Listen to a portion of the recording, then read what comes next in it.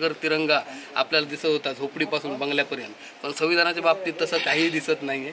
काही किरकोळ शाळांनी संविधान दिन कशा पद्धतीने साजरा केला गेला की नाही माहीत नाही, पण यावेळी जो GR आहे त्याला स्वतः जिल्हाधिकारी त्या कमिटीवर अध्यक्ष म्हणून राहणार आहेत आणि त्यांच्या अंडर जी टीम येईल त्यांना प्रत्येक शाळेला किंवा शैक्षणिक संस्थेला त्यांना रिपोर्टिंग करायचं आहे की तुम्ही काय उपक्रम घेतलात.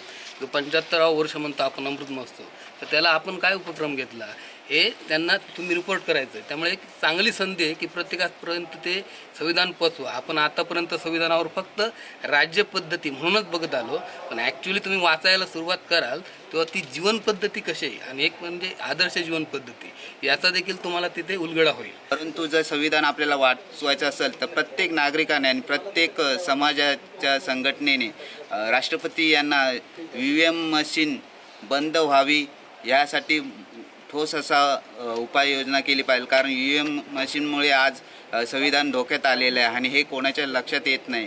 आज जे इलेक्शन झालेलं आहे ते सर्रास पैसे वाटून मतदान विकत घेतली गेली. तसेच ह्या पैसे घेऊन जी हे केले ते त्यात आपले पोलीस यांनी बघायची भूमिका घेतलेली आहे. कारण मी जिथं आम्ही पाहिलेलं आहे तर खरंच हे घडत चालले की मतदान पैशाने विकत घेतले जात आहे. आज तरी पण म्हणजे संस्थेने हा जो म्हणजे प्रबोधनाचं जो कामकाज होतं ते म्हणजे 70 वर्षापासून चालूच आहे, आत्ताही चालू आहे. आधी हा आम्हाला कार्यक्रम सुचला की आपण बाबासाहेबांचे विचार आम्ही सतत आम्ही धम्मचक्र प्रवर्तन बाबासाहेबांचे जयंतीच्या निमित्ताने पसरवत असतो वेगवेगळ्या व्यक्तींच्या माध्यमातून. पण हा संविधानाविषयी लोकांना समजला नाही. हा कार्यक्रम खरा म्हणजे आमचा बौद्ध समाज तर आहेत, पण इतर समाजाने त्याचा भाग घ्यावा म्हणून आम्ही संपूर्ण म्हणजे इतर समाजाच्या लोकांसाठी पण आम्ही एक आवाहन केलं होतं. तुम्ही संविधान कोणाचा एकट्याचा विषय नाही, तर देशाचा विषय आहे. संविधान समजलं पाहिजे, संविधान जाणून घेतलं पाहिजे, संविधानाचे आपल्याला काय दिलेलं आहे ह्या सगळ्या गोष्टीचं लोकांना भान व्हावं आणि समजून घ्यावं म्हणून आम्ही ह्या कार्यक्रमाचं आयोजन केलं.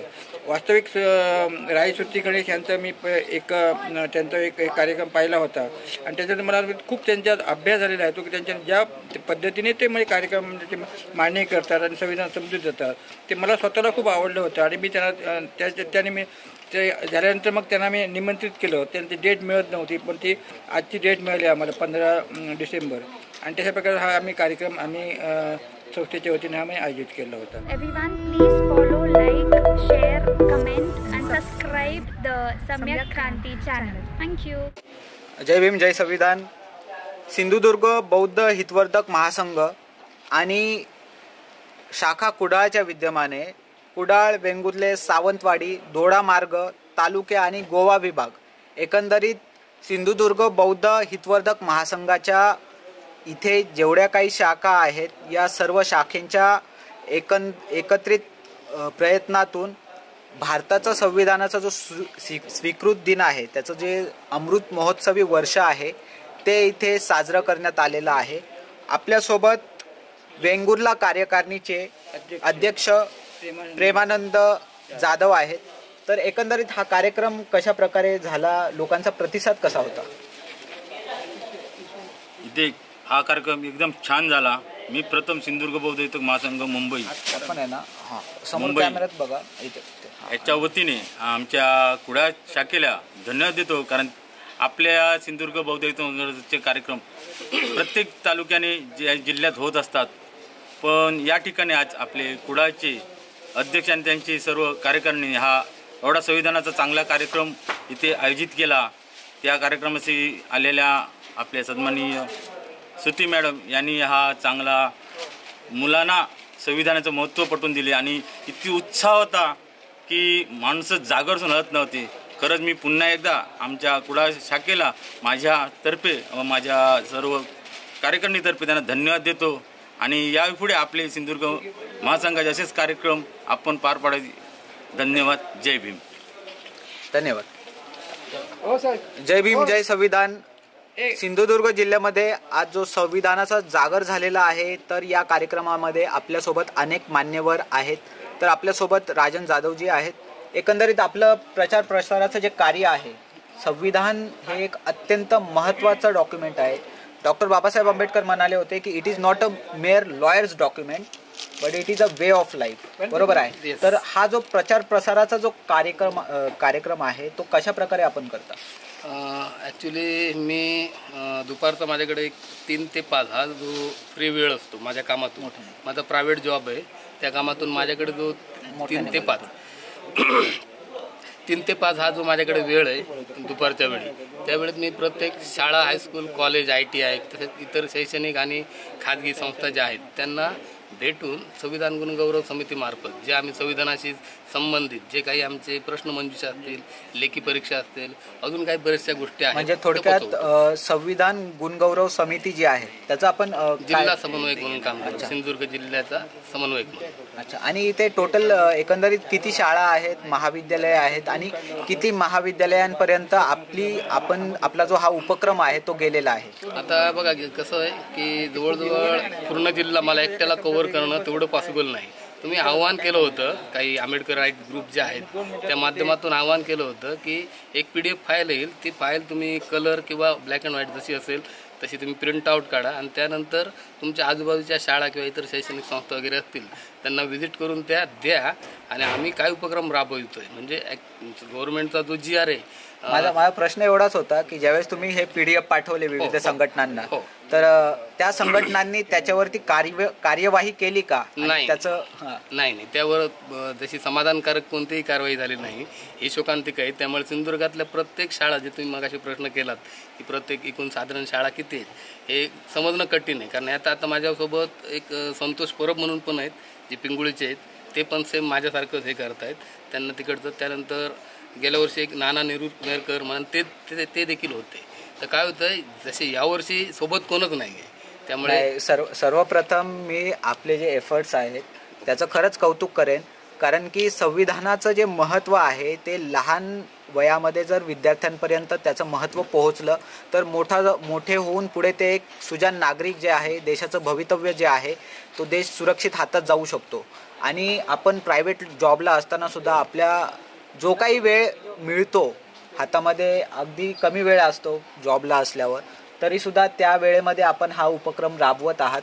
आणि पुन्हा एकदा मी सर्व सामाजिक संघटनांना मी आवाहन करेल की यांनी जी विनंती केली होती त्याला प्रतिसाद द्या आणि तुमचं जर तेवढं संख्याबळ असेल तर ते जे PDF आहे त्या PDFची प्रिंट काढून विविध आपल्या जवळच्या ज्या शाळा, महाविद्यालय असतील तर तिथपर्यंत यांचं जे काही स्पर्धा असतात, बरोबर आहे? हो, स्पर्धा असतात, लेखी स्पर्धा होतात. आता कसं काही ठिकाणी आम्ही प्रत्यक्ष भेटून हे दिलेलं आहे निवेदन, पण काही ठिकाणी शक्य होत नाही. जसं की आमच्याकडून कणकवली, वैभववाडी, देवगड हे संपूर्ण राहिलेलंच आहे. म्हणजे इकडं एखादा समन्वयक मिळत नाही, कारण काहीला मानधन कोणत्याच स्वरूपाचं नसते. कारण जो लेटर हेड आहे तिथे फोन करून कोणीही चौकशी करू शकतं की जे इकडे घेऊन येतात निवेदनं त्यांना काय पगार दिलं जातं किंवा काय खर्च, असं काहीच नाही. हे फक्त तुम्हाला संविधानावर, तुम्ही संविधानवादी आहात किंवा संविधानामुळे तुमचा काय फायदा आला किंवा संविधानामुळे तुम्ही कसे काय सुरक्षित आहात हे जर तुम्ही समजून घेतलं तर ते संविधान तुम्हाला नक्कीच प्रचार आणि प्रसार करायला भाग पडेल. आणि या स्पर्धांमध्ये बक्षिसं काय असतात, काय नक्कीच बक्षीस स्वरूपाची असतात. ऍक्च्युली राज्यस्तरीय स्पर्धा असते आणि त्याचं पूर्ण स्टडी मटेरियल जे आहे ते आम्ही ऑनलाईन आणि ऑफलाईन अशा दोन्ही माध्यमातून प्रोव्हाइड करतो. आता ऑफलाईनसाठी आमची कोणतीही सक्ती नसते, कारण तिथे जे 300 रुपयाचं जे पुस्तक आहे ते 210 रुपयामध्ये आम्ही देतोय आणि 150 रुपयाचं 120 रुपयामध्ये. तर काय होतं, प्रत्येक विद्यार्थ्याची ती आर्थिक परिस्थितीमुळे ते घेऊ शकत नाही. पण सेम पुस्तक आम्ही छोट्या अनुच्छेद 1 पासून अनुच्छेद 51 क पर्यंत 100 भाग बनवलेले आहेत. दर दिवशी 3 प्रमाणे आम्ही ग्रुपला पाठवतो, त्यावरून मुलं परीक्षा देऊ शकतात. कारण इथे मी यायच्या अगोदर मी स्वतः त्या परीक्षा द्यायचो जवळजवळ 3 वर्षापूर्वी, आणि गेल्या 3 वर्षापासून मला हा कन्सेप्ट आवडला. आणि गव्हर्नमेंटचा जो GR होता 3 फेब्रुवारी 2022चा, त्याला धरून आम्ही संविधान जनजागृती एवढंच काम चालू ठेवलं. पण त्यानंतर आम्ही काही मागणी करून गव्हर्नमेंटने आता ताजा GR काढलेला आहे, जो मी मगाशी कमलताईंना दिला होता 10 ऑक्टोबर 2024चा, की घर घर संविधान हा जो एक गव्हर्नमेंटने आता हाती घेतलेला आहे, तर त्याला संपूर्ण आंबेडकरवादी, लोकशाहीवादी, संविधानवादी, जे संविधानावर प्रेम करणारे आहेत त्या सगळ्यांनी त्याला भरभरून प्रतिसाद देणं गरजेचं आहे. कारण त्याला जर प्रतिसाद नाही भेटला तर अशा प्रकारचं तो GR टिकेल किंवा काय. कारण अमृत महोत्सवाचं कुठेही काही दिसत नाही. जसं घर घर तिरंगा आपल्याला दिसत होता झोपडीपासून बंगल्यापर्यंत, पण संविधानाच्या बाबतीत तसं काहीही दिसत नाही आहे. काही किरकोळ शाळांनी संविधान दिन कशा पद्धतीने साजरा केला गेला की नाही माहीत नाही, पण यावेळी जो GR आहे त्याला स्वतः जिल्हाधिकारी त्या कमिटीवर अध्यक्ष म्हणून राहणार आहेत आणि त्यांच्या अंडर जी टीम येईल त्यांना प्रत्येक शाळेला किंवा शैक्षणिक संस्थेला त्यांना रिपोर्टिंग करायचं आहे की तुम्ही काय उपक्रम घेतलात. 75वं वर्ष म्हणतो आपण अमृत महोत्सव, तर त्याला आपण काय उपक्रम घेतला हे त्यांना तुम्ही रिपोर्ट करायचं आहे. त्यामुळे एक चांगली संधी आहे की प्रत्येकापर्यंत ते संविधान पोचवा. आपण आतापर्यंत संविधानावर फक्त राज्य पद्धती म्हणूनच बघत आलो, पण ॲक्च्युली तुम्ही वाचायला सुरुवात कराल तेव्हा ती जीवन पद्धती कशी आहे आणि एक म्हणजे आदर्श जीवन पद्धती याचा देखील तुम्हाला तिथे उलगडा होईल. आणि यासाठी ते प्रत्येकाने तुमच्या हातात कुठचंही असेल, तुम्ही आमचंच पुस्तक घ्या असं काहीच नाही, पण कुठचंही पुस्तक संविधानाचं घ्या.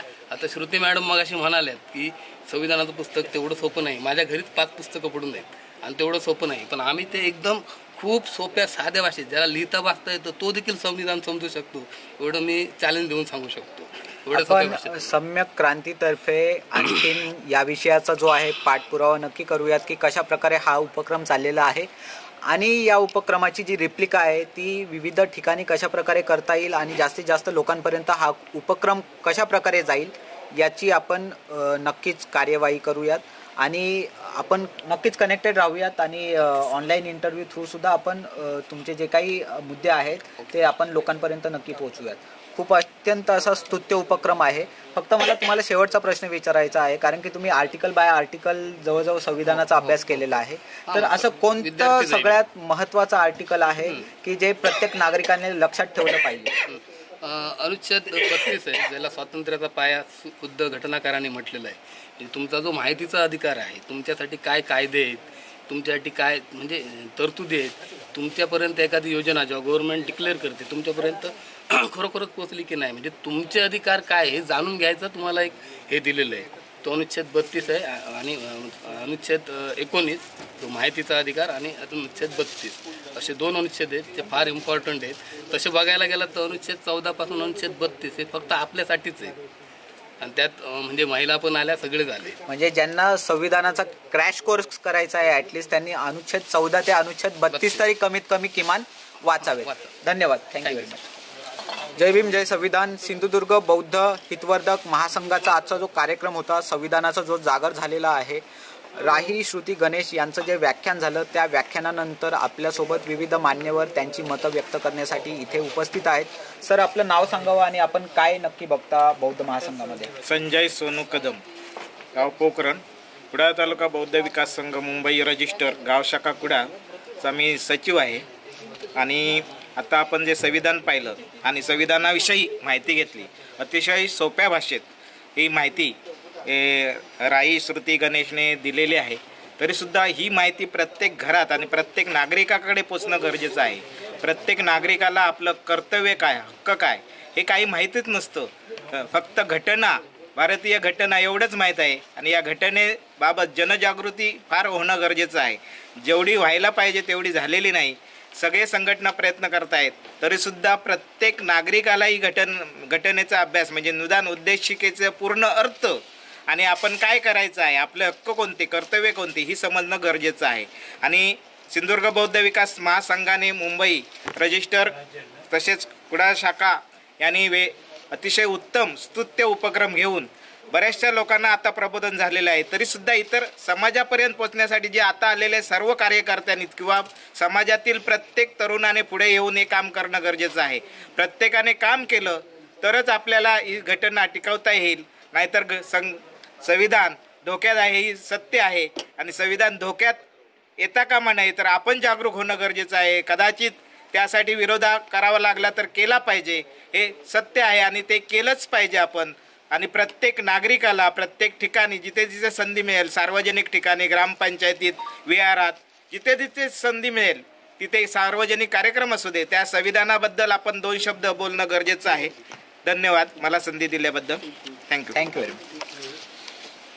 जय भीम जय संविधान. आज जो अत्यंत सुंदर असा संविधानाचा जागर झालेला आहे, हा जो कार्यक्रम झालेला आहे, हा कार्यक्रम सिंधुदुर्ग बौद्ध हितवर्धक महासंघ यांच्यातर्फे आयोजित करण्यात आला होता. विशेषतः कुडाळ शाखेचा यामध्ये खूप मोठ्या प्रमाणात हात आहे आणि कुडाळ शाखेचे जे अध्यक्ष आहेत ते आपल्यासोबत आहेत, अनिल पावसकरजी. एकंदरीत या जो कार्यक्रम जो झाला त्या कार्यक्रमाला प्रेक्षकांचा रिस्पॉन्स कसा होता आणि लोकांपर्यंत संविधानाचं जे महत्त्व पोहोचलं पाहिजे, संविधान एक जे फक्त एक दस्तावेज नाही आहे, तर ते तुम्हाला विविध हक्क अधिकार देत असतं. तर हे जे महत्त्व आहे ते लोकांपर्यंत पोहोचलेलं आहे का आजच्या कार्यक्रमातून? सर्वांना मैत्रीपूर्ण जय भीम. मोठ्याने बोला. आजचा जो कार्यक्रम संविधान दिनी जो घेतलेला आहे 75व्या दिनी, आज खरोखरच मी सर्वांचे आभार मानतो. कारण सिंधुदुर्ग बौद्ध हितवर्धक महासंघ मुंबई कुडाळ तालुक्याने जे आज हाती घेतलेला प्रकल्प म्हणजेच संविधान वाचवणे आज काळाची गरज आहे. कारण संविधानाला आज कुठे ना कुठे गालबोट लागत आहे. हे होता कामा नये, त्यासाठी ही जागरूकता प्रत्येक माणसाने, प्रत्येक नागरिकाने स्वीकारली पाहिजे. आणि संविधानाचे जे नियम आहेत आणि काय घटना आहेत ते आपण वाचले पाहिजे. महत्त्वाचे म्हणजे आज मला खरोखर अतिशय आनंद वाटतो की एवढा लोकांचा सहभाग मिळाला. तसेच दुसरं म्हणजे संविधानास उत्स्फूर्त साथ मिळाली. आणि जास्त म्हणजे मी आभारी आमचे आयुष्यमान मधुकर तळवणेकर यांचं मानेन. कारण त्यांनी जे हे कार्यक्रम घेतला खरोखरच व्याख्यानाजोगे आहे. कारण असे कार्यक्रम या सिंधुदुर्गात होत नाही.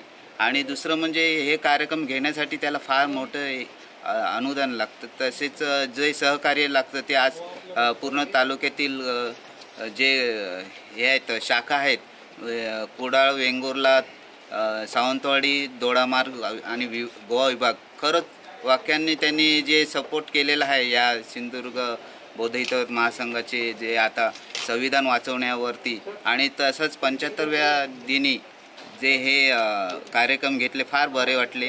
परंतु जर संविधान आपल्याला वाचवायचं असेल तर प्रत्येक नागरिकाने आणि प्रत्येक समाजाच्या संघटनेने राष्ट्रपती यांना EVM मशीन बंद व्हावी यासाठी ठोस असा उपाययोजना केली पाहिजे. कारण EVM मशीनमुळे आज संविधान धोक्यात आलेलं आहे आणि हे कोणाच्या लक्षात येत नाही. आज जे इलेक्शन झालेलं आहे ते सर्रास पैशा वाटून मतदान विकत घेतली गेली. तसेच ह्या पैसे घेऊन जी हे केले ते त्यात आपले पोलीस यांनी बघायची भूमिका घेतलेली आहे. कारण मी जिथं आम्ही पाहिलेलं आहे तर खरंच हे घडत चालले की मतदान पैशाने विकत घेतले जात आहे. आज ते संविधानाचा अपमान आहे. आपण आपली मतं विकत आहात. हे असं करू नये असं देशाच्या नागरिकांना मी सांगत आहे. संविधान वाचवा आणि संविधान जगवा हीच आमची ह्या उद्दिष्ट आहे. या पलीकडे आम्ही अजून तुम्हाला सांगायचं म्हटलं तर संविधान हा आपला एक आय कार्ड म्हणून आहे. जसं आपल्याला जीवनात काही घटना घडायच्या असतील तर आपण ते स्वतः लोकशाहीच्या ह्याच्याने घडू शकतो. आणि या संविधानाच्या मार्फत आपण हे करू शकतो. म्हटलं तर चांगलं जे जीवन असतो आनंदाचं, सुखाचं, ते या संविधानामार्फत जगू शकतो. आपल्यासोबत कुडाळ शाखेचे अध्यक्ष होते अनिल पावसकरजी. थोडंसं पुढे या फक्त. आपण जे आपलं भाषण होतं त्यामध्ये एक अत्यंत महत्त्वाचा मुद्दा मांडला होता की डॉक्टर बाबासाहेब आंबेडकर यांनी हे जे संविधान लिहिलेलं आहे त्यामागे त्यांचे खूप सारे परिश्रम आहेत. ते शेवटच्या काळामध्ये मधुमेहाने ग्रस्त होते. आजारी असताना सुद्धा त्यांनी एक प्रकारे आपला जीव पणाला लावून हे संविधान लिहिलेलं आहे. तर काय सांगाल एकंदरीत डॉक्टर बाबासाहेब आंबेडकरांचं जे कष्ट आहे तर त्या कष्टाला त्यांचा समाज जो आहे तो न्याय देत आहे का? त्यांच्या जे कार्य त्यांनी जे डॉक्टर बाबासाहेब आंबेडकरांनी केलं ते प्रत्येक बहुजन समाजासाठी केलेलं आहे. ते कार्य आत्ताही कुठेतरी थंडवल्यासारखं दिसतंय. कारण बाबासाहेबांनी जे संविधान लिहिलं ते आपल्या अस्पृश्य लोकांसाठी व बहुजन लोकांसाठीच लिहिलेलं होतं खरं म्हणजे. कारण जे हक्क अस्पृश्यांना भेटत नव्हतं, जे वर्णभेद असे चालत होते पहिले जुने, ते आता सध्या बंद झालेलं आहे त्या संविधानामुळे. आणि बाबासाहेबांची तेव्हा अशी अवस्था होती की आपण पाहिलं असेल पुणे करारला पण त्यांना धमके देत होते. आणि दुसरं म्हणजे पुणे करार जेव्हा झाला तेव्हा बाबासाहेबांना देशद्रोही म्हणून असे म्हटले गेले होते त्या काळात. मग त्या अनुषंगे त्यांना प्रत्येक ठिकाण जिथं जातील तिथं त्यांना तो धोका होता. हे धोका लक्षात घेता की पुढील आपल्या जेवढं मी कष्ट केलं या देशासाठी आणि आपल्या समाजासाठी, ते मी जे दुःख खाल्ले, मी यातना भोगले, ते माझ्या अनुयायांनी भोगू नये आणि माझे जे लोक आहेत ते चांगले सुरक्षित राहावे या कारणाने आज ते संविधानाचं हे करतायत, लिखाण करतात. बरं वाटलं की बाबासाहेबांनी आम्हाला एक आय कार्ड दिलं. त्या अनुषंगाने भारताची जी लोकशाही आहे, लोकशाही जे राज्य आहे ते कुठेतरी आता थोडं धोक्यात आल्यासारखं असं वाटतंय. धन्यवाद. आपल्यासोबत होते कुडाळ शाखेचे अध्यक्ष श्री अनिल पावसकरजी. अत्यंत सुंदर असा कार्यक्रम झाला आणि आपल्याला शुभेच्छा की पुन्हा पुढच्या वेळेस सुद्धा असा जोमदार कार्यक्रम नक्की घ्यावा. अवश्य. धन्यवाद. आज सम्यक क्रांतीचे यूट्यूबवाल्या त्यांचा मी खरोखर अभिनंदन करतो आणि स्वागत करतो की ज्यांनी आज एवढा कार्यक्रम आम्हाला सर्व लाईव्ह दाखवला आणि त्यांचे असेच कार्यक्रम पुन्हा पुन्हा व्हावेत अशी मी त्यांना पुढील वाटचालीला शुभेच्छा देतो आणि एवढं बोलून मी आपले 2 शब्द संपवतो. जय भीम. जय भीम. धन्यवाद. जय भीम, जय संविधान.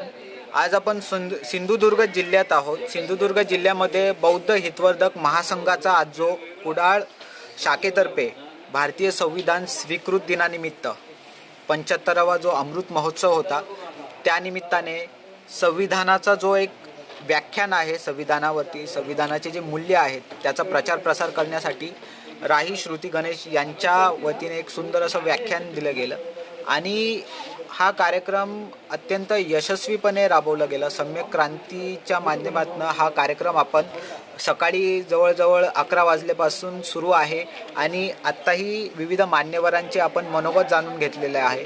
तर हा जो कार्यक्रम आहे, हा कार्यक्रम यशस्वी करण्यामागे ज्याला पडद्यामागचा हात म्हणतो की जो व्यक्ती शक्यतो जास्त समोर दिसत नाही, परंतु पूर्णच्या पूर्ण जो कार्यक्रम आहे, सम्यक क्रांती टीमला सुद्धा इथे ज्यांनी आमंत्रण दिलं होतं असे आमचे मधुकरजी आपल्यासोबत आहेत. तर सर, हा जो कार्यक्रम आहे याची जी संकल्पना आहे ती आपण कशा प्रकारे आपल्याला सुचली आणि याचं जे एक्झिक्युशन आहे ते अत्यंत चोखपणे कसं करता आलं?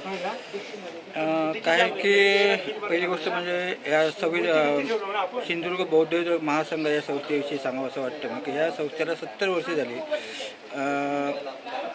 बाबासाहेबांच्या रायटिंग अँड स्पीचचे एक आमचे माझे म्हणजे हे संस्थापक जे होते विठू जाधव म्हणून, ते ह्या संस्थेची बाबासाहेबांचे जे रायटिंग असायची त्याचं करेक्शन करण्यासाठी त्यांची निवड व्हायची, बाबासाहेबांनी केली होती.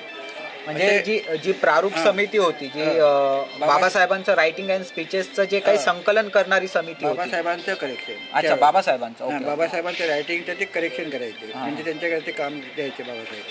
असं एका व्यक्तीने स्थापन केलेली संस्था 1954 साली. याला आज म्हणजे नाही म्हटलं 70 वर्ष पूर्ण झालेली आहेत. नाव सांगा परत एकदा त्या संस्थापकांचं. विठू जाधव. ओके. मुंबई म्हणजे कस्टममध्ये अधिकारी होते आणि त्यांच्याने आपल्या मुंबईतल्या लोकांना एकत्र करून संस्थेची स्थापना केली आणि तेव्हापासून जेव्हा म्हणजे संस्थेने जो कारभार केला त्यावेळी कोकणामध्ये पहिली गोष्ट म्हणजे त्यावेळेला शिक्षण वगैरे ह्या गोष्टी सगळ्या म्हणजे नथिंगच होत्या. काहीच शिक्षणाचा प्रसार नव्हता. बाबासाहेबांचे विचार पोचणं ते शक्यच नव्हते शिक्षण नसल्यामुळे. संपूर्ण समाज 1954 साली 70 वर्षाचा इतिहास सांगतोय मी. तर ह्या संस्थेच्या माध्यमातून ह्या कुडाळ, वेंगुर्ले, सावंतवाडी, दोडामार्ग तालुके आणि गोवा विभागापर्यंत ह्या संस्थेने बाबासाहेबांचे विचार, शिक्षणाचं महत्त्व हे आस्ते आस्ते म्हणजे पेरायला सुरुवात केलं आणि त्यामुळे आजचा जो समाज दिसतोय आमचा सुशिक्षित दिसतोय किंवा कुठे नोकरशाही दिसतोय किंवा काय आपली त्यांची प्रगती झाली असती, ह्या संस्थेने लावली बीजे होती त्याच्या आज कुठेतरी आपल्या फळाच्या रूपाने दिसू लागलेलं आहे. ही अशा प्रकारे संस्थेने हे काम करत आणि ही ज्या खूप यशस्वी म्हणजे खूप काही काम करता आलं नाही तरी पण म्हणजे संस्थेने हा जो म्हणजे प्रबोधनाचं जो कामकाज होतं ते म्हणजे 70 वर्षापासून चालूच आहे, आत्ताही चालू आहे. आधी हा आम्हाला कार्यक्रम सुचला की एक आपण बाबासाहेबांचे विचार आम्ही सतत आम्ही धम्मचक्र प्रवर्तन बाबासाहेबांच्या जयंतीच्या निमित्ताने पसरत असतो वेगवेगळ्या व्यक्तींच्या माध्यमातून. पण हा संविधानाविषयी लोकांना समजला नाही. हा कार्यक्रम खरा म्हणजे आमचा बौद्ध समाज तर आहेत पण इतर समाजाने त्याचा भाग घ्यावा म्हणून आम्ही संपूर्ण म्हणजे इतर समाजाच्या लोकांसाठी पण आम्ही एक आवाहन केलं होतं. तुम्ही संविधान कोणाचा एकट्याचा विषय नाही तर देशाचा विषय आहे. संविधान समजलं पाहिजे, संविधान जाणून घेतलं पाहिजे, संविधानाचे आपल्याला काय दिलेलं आहे ह्या सगळ्या गोष्टीचं लोकांना भान व्हावं आणि समजून घ्यावं म्हणून आम्ही ह्या कार्यक्रमाचं आयोजन केलं.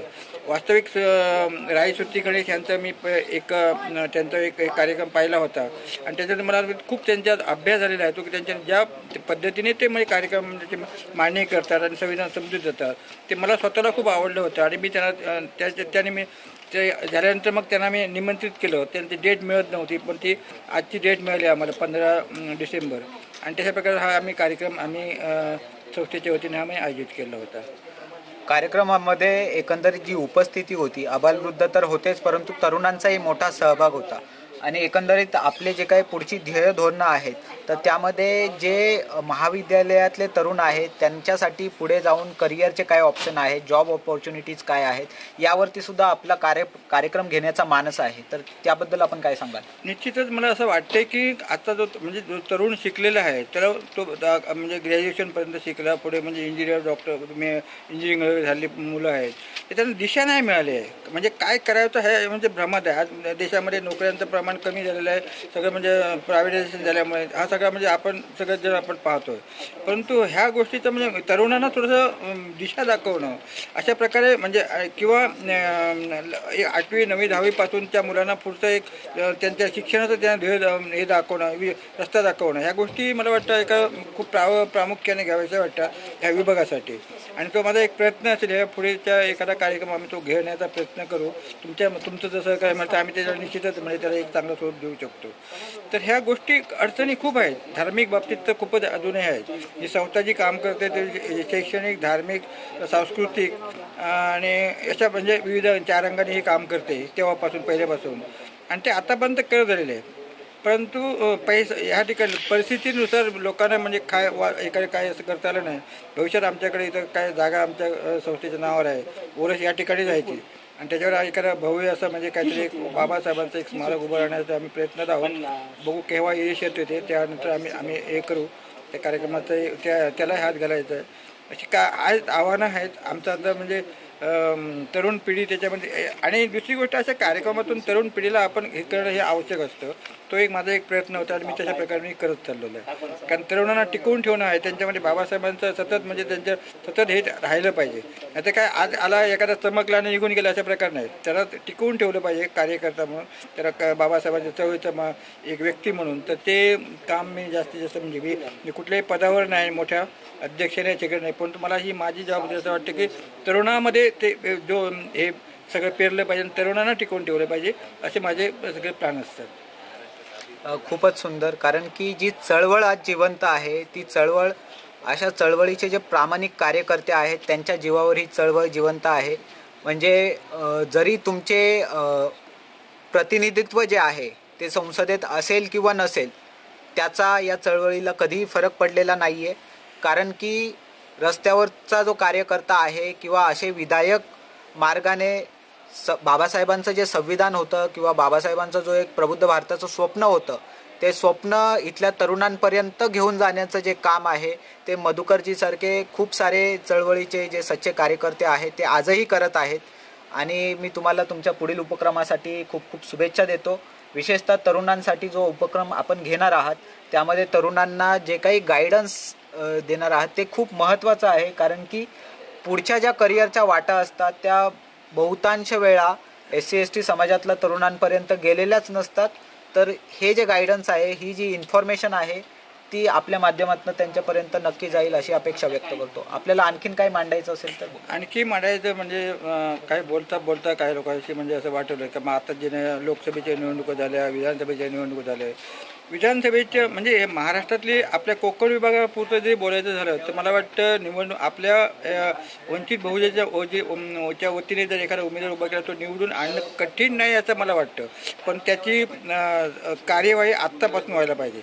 आपण निवडणुका लागल्यावर जे करतो ते त्याच्यातून काही अशी होत नाही नुसत्या सभा घेऊन त्याचं मतात परिवर्तन झालेलं दिसत नाही.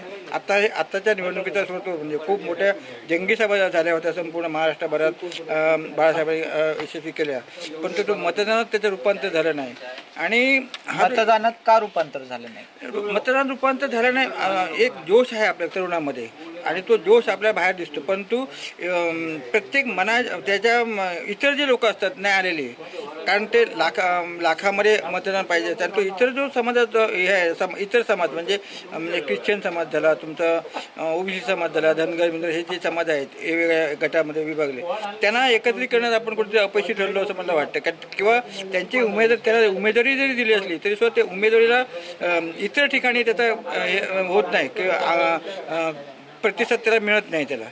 आणि जर आपल्याला म्हणजे आपल्याकडे का पैसा निधी कमी पडतो निवडणुका लढवण्यासाठी, ही गोष्ट मान्य जरी असली तरी आज काही लोक असतात देणारे आहेत, म्हणजे मदत करणारे असतात. एकाने प्रत्येक एका मतदाराकडे 100 रुपये जरी घेऊन तुम्ही केलं तरी तुम्हाला किती निधी उभा राहू शकतो.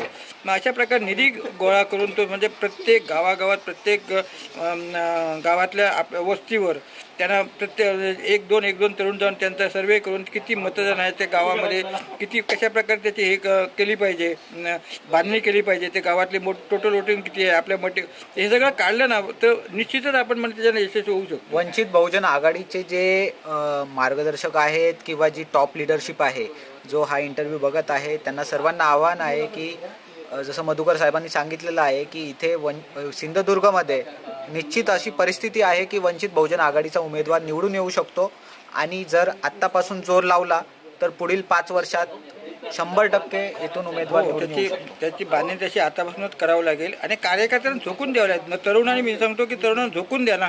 आज म्हणजे त्यावेळी मागच्या 50 वर्षापूर्वीची परिस्थिती आज नाही. आज प्रत्येकाकडे 4 व्हीलर नाही त्यांना 2 व्हीलर तर आहेतच आहेत. एकाच्या घरात 2-2, 3-3 जे गाड्या आहेत ते योगदान देऊ शकतात. फक्त त्या तरुणांना योग्य दिशेने घेऊन जाणं आवश्यक आहे आणि त्याची कोणती लिडरशिप करणं आवश्यक आहे. आता आपले जिल्ह्याचे अध्यक्ष आहेत, आता मगाशी थोड्या बोलून गेले परुळेकर साहेब, तर त्याच्यात अशा लोकांनी त्याचा म्हणजे लिडरशिप करून त्याला तरुणांना योग्य मार्गाने ते कामं त्यांच्याकडे वाटून देऊन जर केले तर मला वाटतं खूप आहे. तरुणामध्ये जोश आहे, परंतु त्या जोशचा उपयोग करून घेता आला पाहिजे. त्याच्यासाठी कोणती लिडरशिप चांगल्या प्रकारे पाहिजे. जिल्ह्यातली, राज्यातली किंवा केंद्रातली ते आपल्या मार्ग ते का डायरेक्ट खाली येऊन करू शकत नाही, परंतु जिल्ह्याचं नेतृत्व करत असताना जिल्ह्याच्या नेतृत्वाने ते संपूर्ण हे करून घेतलं पाहिजे असं मला स्वतःला वाटतं. मग ही लढाई अशक्य नाही. आणि इतर समाजसुद्धा म्हणजे आपल्या बौद्ध समाजासारखा इतर समाज जो आहे, कॅथलिक समाज असेल, तुमचा म्हणजे चर्मकार समाज असेल, धनगर समाज असेल, हे समाजसुद्धा म्हणजे आपल्यासारखे बेवारसी झालेले आहेत ना. त्यांना कुठलं हे नाही, ते आतापर्यंत दिलेलंच खात आहेत. त्यांनी स्वतःच्या हक्काचं त्यांना काही मिळालंच नाही. जे द्याल ते घ्या आणि गप्प बसा अशा प्रकारे चालले आहे. हे जर आपलं स्वतःचं आपलं जो हक्काचं जे आहे, जे आपल्याला संविधानाने दिलेलं आहे ते मिळवायचं असेल तर आपण ते त्याच्यासाठी आपण पूर्ण तयारीने ते घेतलं पाहिजे. थोडक्यात बाबासाहेब आंबेडकरांचं जे सामाजिक लोकशाहीचं स्वप्न होतं आणि बाळासाहेब आंबेडकरांनी आतापर्यंत इथे वंचित घटकांची जी एक मोड बांधायचा प्रयत्न केलेला आहे, ती तळागाळापर्यंत तो विचार गेला पाहिजे. आणि सर्व समाजाला एकत्र घेऊन इथल्या लिडरशिपनी जर काम केलं तर वंचित बहुजन आघाडीचे इथे नक्कीच जागा लागतील असा विश्वास मधुकरजी यांनी व्यक्त केलेला आहे. जय भीम, जय संविधान. जय भीम, जय भीम. आपल्यासोबत सहदेव कदम उरुसकरजी आहेत. तर येथे वंचित बहुजन आघाडीबद्दल ते आपलं मत व्यक्त करू इच्छितात. बोला बाबा. आता वंचित आघाडीबद्दल माझं मत व्यक्त करायला गेलो तर मी काही तसा राजकीय माणूस नव्हे, पण असं वाटतंय की समाजाची ही जी एक कमजोरी आहे, ती कमजोरी कुठंतरी जोशान कार्य करून जनसामान्यांच्या मनात त्याच्याबद्दलची एक त्याचं महत्त्व, त्या एकीचं महत्त्व, आपल्या जातीचं महत्त्व, समाजाचं महत्त्व आणि समाजावर होणारा शासकीय परिणाम, ह्या सगळ्या गोष्टी कशातून होत असतील तर त्या लोकांपर्यंत पोहोचणं महत्त्वाचं आहे, जेणेकरून लोकांचा समज होऊन पूर्ण लोकांना समज मिळेल आणि लोक त्याच्यात प्रवृत्त होतील आणि एका झेंड्याखाली येतील आणि आपला नेता निवडतील आणि त्या नेत्यामार्फत आपलं समाजाचं कामकाज करून घेतील, हीच एक अपेक्षा आहे. मात्र असंच की असं होऊ नये की आम्ही एवढे जागा देतो तेवढे जागा देतो आणि नंतर मग पुढे बघता बघता पक्षाच्या पदवी कोणत्याही प्रकारे एकसुद्धा जागा नसते आणि जर जागा मिळाल्या तर त्यातली एकही निवडून येण्याची शक्यता नसते. अशी परिस्थिती निर्माण होता कामा नये.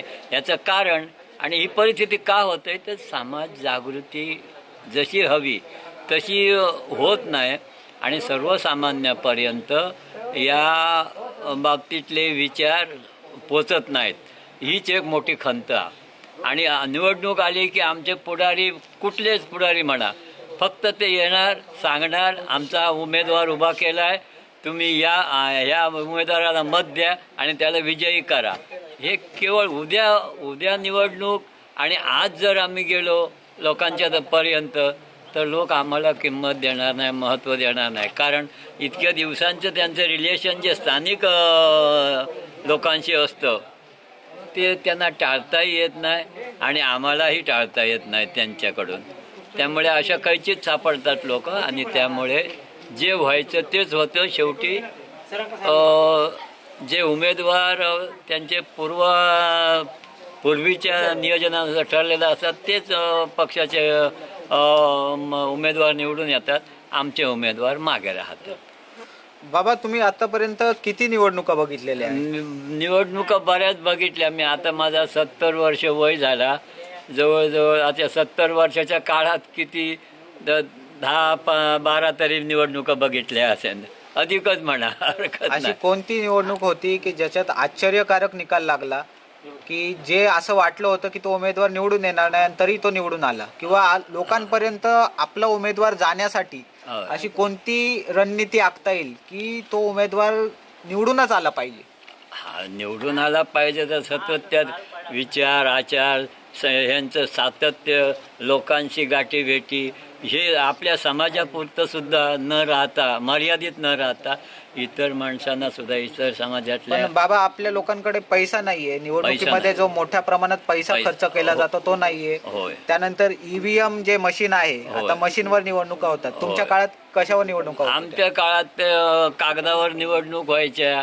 कागदावर कागद द्यायचे त्याच्यावर स्टॅम्प मारायचा आणि त्याची घडी करायची आणि पेटीत टाकायची बस झालं मत. म्हणजे तुमचं मत कोणत्या पक्षाला गेलंय हे तुम्हाला माहिती असायचं? फक्त मला देणाऱ्यालाच माहिती असायचं, दुसऱ्याला कोणाला माहित नसायचं.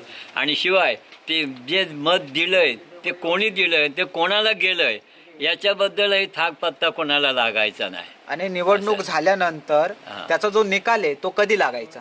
तो 8-8 दिवसांनी सुद्धा लागायचा, 4-4 दिवसांनी सुद्धा लागायचा. त्यासाठी त्याचं योग्य अगदी काळजीपूर्वक बंदोबस्तात ते पेट्या ठेवल्या जायचे असं होतं. आता तुम्ही जे ईव्हीएम मशीनवर तुम्ही आता मत दिलंय का? ईव्हीएम मशीनवर मत दिलंय. आता ईव्हीएम मशीनवर जवळजवळ 3री-4थी वेळा माझी जवळजवळ ईव्हीएम मशीनवर मत देण्याची. पण गंमत कशी की एकतर्फी आश्चर्यकारक निकाल लागला तो पहिल्याच मला वाटतं दुसऱ्या वेळेस काँग्रेस विरुद्ध भारतीय जनता पार्टी यांची ज्यावेळी खरी निवडणूक झाली त्या दोघात जेव्हा खरी चुरस होती त्यावेळी एकतर्फी भाजपचे उमेदवार निवडून आले लोकसभेची निवडणूक आणि त्याचं पूर्ण लोकसभेचं टार्गेट पूर्ण झालं आणि ते स्वतःच्या बळावर त्यांनी निवडणूक लढवली. हे एक मोठं आश्चर्यच आम्हाला वाटलं आणि आश्चर्यकारक ती निवडणूक झाली असं वाटतं मला. धन्यवाद बाबा, खूप छान उत्तरं दिलीत आपण. आता काय आता आजचा जो कार्यक्रम संविधानाच्या दिवसाचा झाला तो वास्तविकरित्या आमच्याकडून किंवा कोणाकडून म्हणा घटनेत ज्या तरतुदी आहेत जी घटना लिहिली बाबासाहेबांनी ती घटनेतल्या ज्या ज्या काही सुविधा किंवा कलम कायदे काय असतील ते कोणासाठी आहेत कशासाठी आहेत कधी त्याचा उपयोग करायचा कुठे कधी वापरायचे आणि ते वापराच्यासाठी किंवा समजून घेण्यासाठी किंवा जर समजलं तर ते कोणाकडे जायचं ह्याचं मार्गदर्शन होणं लोकांपर्यंत पोचणं आवश्यक आहे. तेव्हाच कुठंतरी या समाजाची खरी प्रगती होईल आणि समाज खरा बुद्धिमान होईल, सशक्त होईल नक्कीच. आणि तो भांडू शकेल बाळासाहेब आंबेडकरांनी आता जो निकाल लागलेला आहे होय. विधानसभेचा, होय. तर ईव्हीएमच्या विरुद्ध एक स्वाक्षरी मोहीम सुरू केलेली आहे. हा. तर तुमचं ईव्हीएम बद्दल मत काय आहे? तुम्हाला काय वाटतं, मत जे आहे ते बॅलेट पेपरवर दिलं गेलं पाहिजे की ईव्हीएम वर दिलं गेलं पाहिजे? बॅलेट पेपरवरच दिलं गेलं पाहिजे, कारण ह्या मशीनमध्ये आता खूप होतं. माझा एक वेळचा अनुभव आहे की मी या काँग्रेसला मत दिलं आणि ते मत कमळाला गेलं, हे प्रत्यक्ष दाखवलं गेलं ईव्हीएम मशीनवर.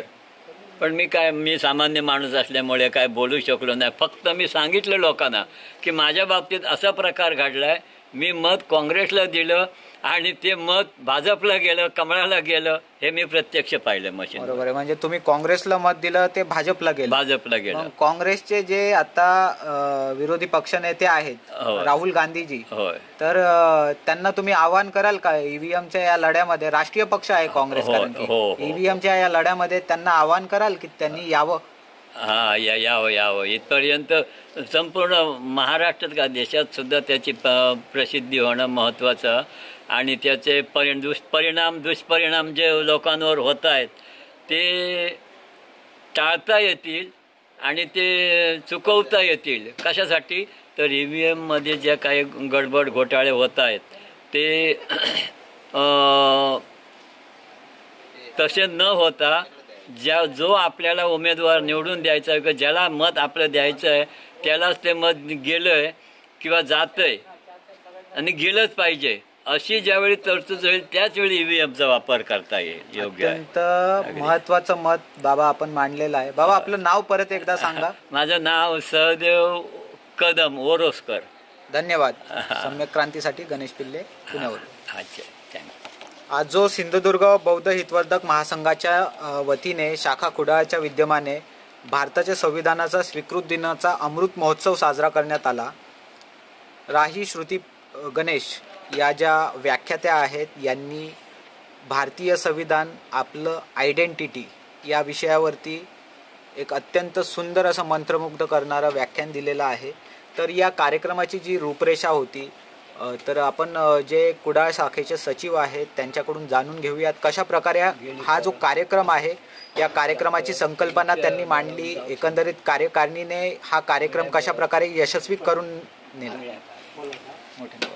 सर्वप्रथम सर्वांना जय भीम, मैत्रीपूर्वक जय भीम. कार्यक्रमाचं आयोजन करतेवेळी आमचे कुडाळ, सावंतवाडी, येंगुर्ले, दोडामार्ग आणि गोवा विभाग या कार्यकारिणीची आम्ही पहिले सगळे तालुक्यांची सभा आयोजित केली आणि सभेमध्ये आमचे सदस्य आणि मुंबई शाखेचे माजी सरचिटणीस मधुकर तळवणेकर याने ही संकल्पना आमच्यासमोर मांडली. इकडे बंद करा त्याला, काय ना आपलं एडिट करता येईल, लाईव्ह नाही, सायलेंट ठेवा त्याला, नाहीतर इकडे मधुकर साहेबांना दे जरा, तिथे दे सरांना दे. हां बोला पुढे. हां, एकंदरीत ही संकल्पना मधुकरजींनी मांडली. हां, ते मधुकर जाधव याने आमच्या प्रथम कुडाळ तालुक्या शाखेच्या कार्यकारिणीमध्ये हा विषय ठेवला आणि म्हणाले की आम्हाला एक विषय घ्यायचा आहे की भारताचे संविधान हे सर्व लोकांपर्यंत पोचायला पाहिजे. आता सर्व म्हटलं तर नुसतेच आपले बौद्धच धर्मीय लोक नव्हेत, तर ST NT OBC आणि इतर मागासवर्गीयपर्यंत ते संविधान पोचायला पाहिजे आणि ते होतावेपर्यंत जेणेकरून जी मुलं शिकत आहेत आणि जे प्राध्यापक आहेत आणि जे शिक्षक लोक आहेत आणि जे ऑफिसमध्ये क्लास 1, क्लास 2, क्लास 3पर्यंत, क्लास 4पर्यंत ह्या विषय पोचायला पाहिजे, ह्या हेतूने ही संकल्पना आम्ही आमच्या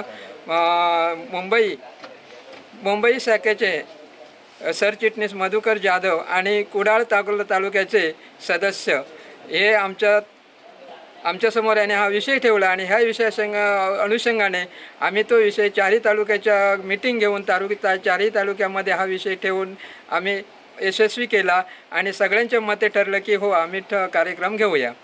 कार्यक्रम घेतेवेळी प्रथम आम्ही कुडाळ तालुक्याचा सचिव सत्यवान लक्ष्मण कदम, माझं गाव कुपवडे. मी जिल्हा रुग्णालय सिंधुदुर्ग येथे एक क्लास 3 कार्यरत आहे आणि कार्यरत असतेवेळी आणि माझे मित्र सदानंद पावसकर हे दोघेही आम्ही कार्यरत आहोत आणि कार्यरत असतेवेळी आम्ही कुडाळ तालुक्याच्या वतीने हा कार्यक्रम घेण्याचं निश्चित केलं. तिथपासून आज एक महिना झाला. 1 महिना आम्ही कार्यक्रमाचे आणि आमच्यासोबत राजेंद्र कदम हे यांच्या मागून हा कार्यक्रम आपण घेण्याचं ठरवलं आणि ठरवल्यानंतर पत्रिका वगैरे सर्व छापून आम्ही आजपर्यंत म्हणजे कार्यक्रम संपेपर्यंत आम्ही कार्यक्रम आयोजित केला होता. अशा प्रकारे कार्यक्रम आयोजित करतेवेळी म्हणजे आमच्यासोबत तसं बघायचं तर आमच्यासोबत तसे 2-3च माणसं इथे आहेत काम करणारी. तर आम्ही दोघेजण त्याच्यामध्ये नोकर वर्ग आहोत आणि मधुकर जाधव हे रिटायरमेंट आहेत, ते रेल्वेमध्ये सर्व्हिसला होते. पण त्यांच्या माध्यमातून आणि ज्याने जे सुचवलेलं कुठलंही काम असू दे किंवा कुठलीही मीटिंग असू दे आम्ही त्यांच्या माध्यमातून त्यांना सहकार्य देतो आणि आम्हाला जेवढा वेळ मिळेल तेवढा आम्ही त्या वेळ काढून त्यांना या कार्यक्रमामध्ये कुठल्याही कार्यक्रमामध्ये आम्ही सहकार्य करतो. आणि एकदम म्हणजे आमच्या नोकऱ्या सांभाळून घरपरपंच सांभाळून इतर काही गोष्टी सांभाळून आम्ही सामाजिक, धार्मिक, आर्थिक आणि शैक्षणिक या माध्यमातून आम्ही झोकून कामं करतो. काम करत असतेवेळी प्रत्येकाला असं वाटतं की काही लोक म्हणतात की मी नोकरीला आहे, मला टाईम भेटत नाही. तर मला बंधूंना एकच एवढं सांगायचं आहे की नोकरी ही कोणामुळे आहे आणि नोकरी कोणी आम्हाला दिली आणि आज आम्ही माणूस म्हणून दिसतो तर कोणामुळे दिसतो हे प्रत्येकाने आपल्या SC लोकांनी तर मेन म्हणजे लक्षात घ्यायला पाहिजे. तर SC नव्हे तर इतर समाजाने पण घ्यायला पाहिजे. परंतु तसं न होता लोकांना काय वाटतं आहे की डॉक्टर बाबासाहेब आंबेडकर हे नुसते बौद्धांचे आहेत आणि त्यांचेच कार्यक्रम होत आहेत आणि तेच कार्यक्रम घेत आहेत असं त्यांना वाटतं. परंतु तसं न वाटता ह्या संकल्पनेतून आम्ही हा कार्यक्रम भारताचे संविधान, स्वीकृत दिन, अमृत महोत्सवी वर्ष हे साजरा करण्यासाठी लोकांपर्यंत पोहोचवण्यासाठी आम्ही आयोजित केला होता. अशा प्रकारे हा जो कार्यक्रम होता या कार्यक्रमामध्ये मोठ्या प्रमाणात जे अबालवृद्ध आहेत ते तर आलेच होते, परंतु तरुण वर्गाचाही मोठ्या प्रमाणात सहभाग होता. तर काय म्हणाल की तरुणांपर्यंत ही जी संविधानाची मोहीम आहे, संविधानाचं जे काही महत्त्व आहे ते पोहोचते? आता किती कार्यक्रमाला होते किती न होते, पण ज्यांना ऐकण्याची इच्छा होती कार्यक्रम संविधान आणि ज्या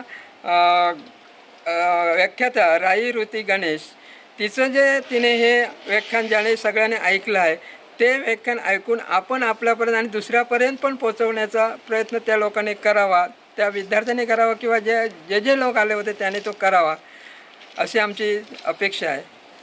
आणि यापुढे मी असं पुढे जाऊन हे सांगू इच्छितो की आपण कार्यकर्ते नुसते असून उपयोग नाही तर कार्यकर्ते म्हणून धडाडीने करायला पाहिजे हे तर मी मनापासून सांगू शकतो.